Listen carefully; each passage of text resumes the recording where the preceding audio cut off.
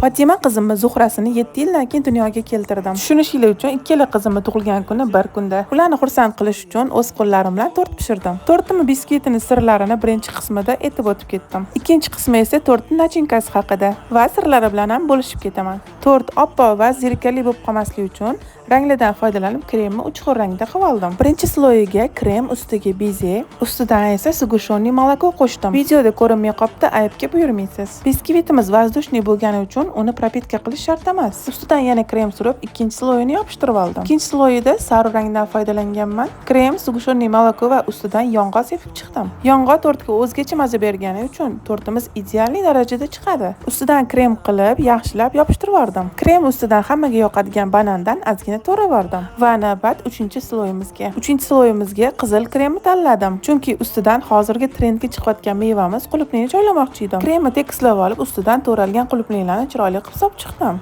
Ustidan yana krem bilan yaxshilab chiroyli qilib yopib oldim. Eng oxirgi sloyimizni ustiga qopqoq qilib yopib qo'yamiz. Zakotovkamiz tayyor. Keyingi videoda bezatishni o'rgataman.